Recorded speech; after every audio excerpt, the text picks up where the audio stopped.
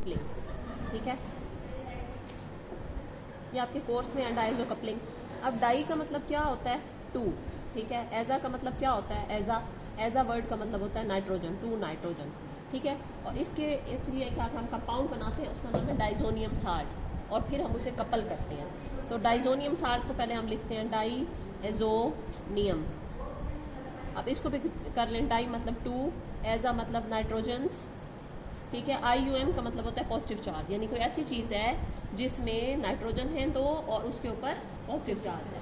अब ये बनते किससे हैं? ये एमाइन से बन सकते हैं। एमाइंस कैसे होते हैं आपको पता है? एरोमेटिक भी हो सकते हैं जिसमें रिंग हो, और जो नॉन एरोमेटिक है उसका भी बन सकता है, ठीक है। अब इसके अंदर हम डालते क्या है? इसमें हम ना नाइट्रस एसिड डालते हैं, हम डालते हैं नाइट्रस एसिड। अब बात आ गई नाइट्रस एसिड की, तो नाइट्रस एसिड जो है ये आपका ऐसा रिएजेंट नहीं है जो आपको उसी वक्त अवेलेबल हो, आपके किसी बॉटल में रखा हो, क्योंकि ये पड़े पड़े क्या करता है? पड़े पड़े नाइट्रस एसिड कन्वर्ट हो जाता है नाइट्रिक एसिड में, ठीक है, ऑक्सीडाइज हो जाता है। तो इसलिए हम इसको ऐसा नहीं कर सकते कि हम इसको उठाएं और इसके अंदर डालें और रिएक्शन हो जाए।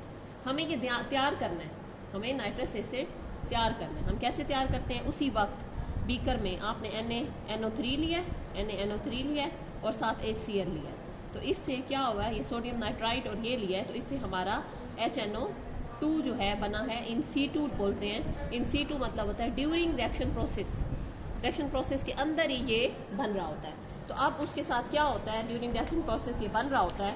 तो अब हमारा तैयार हो गया, हमने लिया सोडियम नाइट्राइट NaNO2 और HCl, नाइट्रेट नहीं, सोडियम नाइट्राइट और HCl लिया, HNO2 in the reaction mixture बना।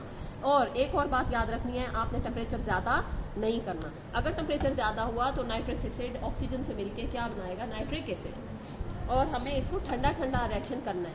अब आपने ये डाला है तो ये जो चीज़ है ये कन्वर्ट हो जाएगी डाइजोनियम साल्ट में, ठीक है। साथ आप ले रहे हैं HCl, आपके पास बना N ट्रिपल बॉन्ड N, ठीक है, और Cl पे नेगेटिव। इसको मैं यहाँ पे अलग से लिख रही हूँ।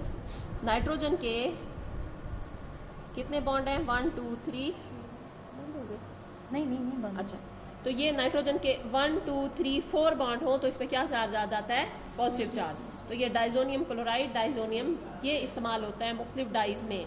ये जो कपड़े की रंगने की डाइज हैं, या ये हार्ट को चेक करने के लिए एक डाई इंजेक्ट करते हैं, CT एंजियोग्राफी करते हैं, तो उसमें भी डाइज इस्तेमाल होती हैं। बाद में उसको देख लेते हैं CT स्कैन से। तो तरह तरह की डाइज जो हम ऑर्गेनिक इस्तेमाल करते हैं वो इससे फिर आगे कपलिंग करके एजो डाइज बनती हैं।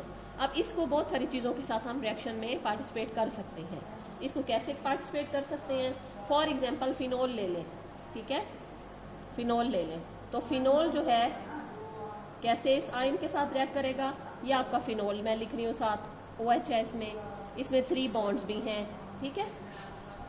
तो क्या होगा कि ये जो है यहाँ जाएगा बॉन्ड, ये बॉन्ड यहाँ जाएगा, और ये बॉन्ड यहाँ पे अटैक कर देगा। इस साइड से करें, ये बॉन्ड यहाँ जाएगा, ये यहाँ जाएगा, इस साइड से करें, ये यहाँ आया, ये यहाँ आया, और इस बॉन्ड ने यहाँ पे अटैक कर दिया और इस बॉन्ड ने यहाँ अटैक कर दिया। Why? Because this is positive, तो ये बॉन्ड यहाँ शिफ्ट होना चाहता है। इस पे पॉजिटिव क्रिएट हुआ तो इस बॉन्ड ने इस पे अटैक कर दिया। आपको पता है बेंजीन या फिनोल किसी भी इलेक्ट्रोफिलिक साइट पे अटैक करते हैं, तो ये इलेक्ट्रोफिलिक साइट है, उसने यहाँ पे अटैक किया, ये बॉन्ड आगे शिफ्ट हुआ। अब ये डाईएजो और कपलिंग दो चीज़ें जुड़ रही हैं, ठीक है। तो अब ये कैसी शक्ल बन जाएगी? इस तरह की बड़ी बड़ी डाइज होती हैं।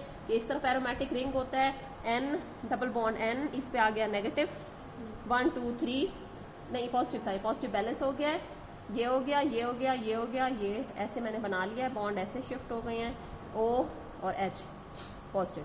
अब आपको पता है बेंजीन में जिस जगह पे भी आप देखें हर कार्बन में H है, यहाँ H नहीं लिखा हुआ तो भी H है, यहाँ H नहीं लिखा हुआ तो भी H है, तो यहाँ पे भी एक H था।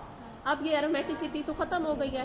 बेंजीन तो चाहता है कि मेरे 3 बॉन्ड हो, वो एरोमेटिक रहे, तो ये बॉन्ड गया दोबारा वापस, ये गया दोबारा वापस, और ये गया दोबारा वापस। तो ओवरऑल हमारे पास डाईएजो कपलिंग से एजो डाई बन गई है। डाईएजो की कपलिंग हुई है इसके साथ और एजो डाई बन गई है, और ये डाइज बहुत अच्छी हैं, प्यारे प्यारे रंग देती हैं, और इन डाइज को हम मुख्तलिफ जगहों पे इस्तेमाल करते हैं। तो ये हो गया डाइजोनियम साल्ट आपका बनाने के लिए। मैं रिपीट कर रही हूँ, एमाइंस लेते हैं, एरोमेटिक भी ले सकते हैं, एलिफेटिक भी। नाइट्रस एसिड लेते हैं जो कि उसी वक्त ताज़ा तैयार करते हैं।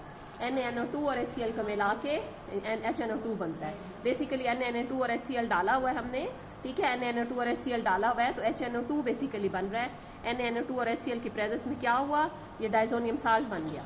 हम इसको इस फॉर्म में लिखते हैं N पे पॉजिटिव, क्योंकि नाइट्रोजन के 4 बॉन्ड हैं क्लोराइड। अब इसको हम ट्रीट कर रहे हैं साल्ट को फिनोल से, तो इस तरह से इसकी कपलिंग हो गई है। अब और भी यहाँ पे रिएक्शंस हैं डाइजोनियम के। अगर इसमें पानी डालें तो बड़े आराम से नाइट्रोजन लीव करके चली जाएगी और ये OH फिनोल बन जाएगा, ठीक है। इसी तरह आप जो है और भी कई तरह के रिएक्शंस इसके कर सकते हैं, ठीक है।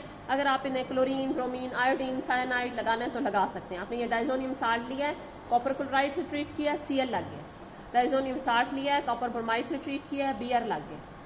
आपने डाइजोनियम साल्ट लिया है, कॉपर साइनाइड से लिया है, साइनाइड लग गया। अब हुआ क्या है, हुआ ये है कि जो नेगेटिव चीज़ है वो यहाँ अटैक करेगी और ये नाइट्रोजन छोड़ जाएगी। नाइट्रोजन बड़ी स्टेबल है, N2, नाइट्रोजन उड़ने की कोशिश कर रही है, इतना स्टेबल बॉन्ड है N ट्रिपल बॉन्ड N, तो बहुत आराम से हम बेंजीन की इस पोजीशन पे कोई भी न्यूक्लियोफाइल लगा सकते हैं।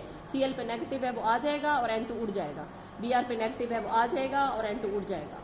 तो इस तरीके से हम डाइजोनियम साल्ट से मुख्तलिफ चीज़ें लगा सकते हैं। कहीं आपने देखी क्लोरीन, ब्रोमीन लगाना है तो आप लगा सकते हैं। अब बात आ गई एजोडाई की। ये तरह तरह की डाइज आपको दिखाई हैं। ये सिंपल फिनोल का मैंने रिएक्शन दिखा दिया है, और एक दिखाई हुई है इस तरह की चीज़ है, वो भी रिएक्शन कर रही है। ये देखें तरह तरह की एजोडाइज जो है बनी, इतनी बड़ी सारी डाई बनाई हुई है। इसको देख के डरना नहीं है, दोनों तरफ से बना है, यानी डबल नाइट्रोन वो था, डाइजोसाल्ट डबल साइड था। मैं अभी बना के दिखा देती हूँ आपको। क्या है, एक तरफ भी है दूसरी तरफ भी है, 2 रिंग्स लिए हुए हैं, कोई मुश्किल चीज़ नहीं है इसको मेमोराइज करना। 2 रिंग्स लिए हुए हैं, इधर भी आपका N2 पॉजिटिव Cl नेगेटिव था, इधर भी N2 पॉजिटिव डाइजोनियम साल्ट था। तो अब जो चीज़ आप अटैक कर रहे हैं, ठीक है, तो वो इधर से भी कनेक्ट होगी, इधर से भी। ये देखें, एक ये 2 यूज़ कर रहे हैं, इधर भी कनेक्ट हो गया, इधर भी। और ये आपका कॉन्गो रेड कलर का है। और ये देखें, ये वाली डाई जो है मिथाइल रेड इसको कहते हैं, और इस ये ऑरेंज 2, यानी आपके जो रंग बन रहे हैं डाइस के, जो किसी चीज़ को डाई करने के काम आ रहे हैं, उनकी एग्जाम्पल्स ये मिथाइल ऑरेंज हो गया, और ऑरेंज 2 हो गया, मिथाइल रेड हो गया, कार्गो रेड हो गया। इन सब में देखें N2Cl डाइजोसाल्ट है और किसी न किसी पोजीशन पे N डबल बॉन्ड N करके कनेक्ट हो रहा है, ठीक है, ये बन गया। इसी तरह डाइजोसाल्ट है और इसकी बैक से पैरा पोजीशन से करेगा। अब 2 चीज़ें, एक तो मैंने आपको फिनोल बताई थी कि वो N2 पॉजिटिव Cl इससे अटैक कर रही है। दूसरी चीज़ आपकी किसी किस्म की एमाइंस का भी यही हाल होता है कि एमाइंस है किसी भी किस्म की, उनके पास भी लोन पेयर है, वो भी इसी तरह बॉन्ड यहाँ शिफ्ट हुआ, ये बॉन्ड यहाँ शिफ्ट हुआ और ये बॉन्ड यहाँ शिफ्ट हो जाता है, तो वो भी इसी तरीके से बैक साइड से पैरा साइड से कनेक्ट हो जाती हैं, तो ये डाइज बन जाती हैं। अब इस सब को आपने अच्छे से करके लिखना है। डाइजो कंपाउंड्स क्या होते हैं, डाइजो कपलिंग कैसे होती है, उनकी मुख्तलिफ डाइज बनती हैं और वो काम आती है।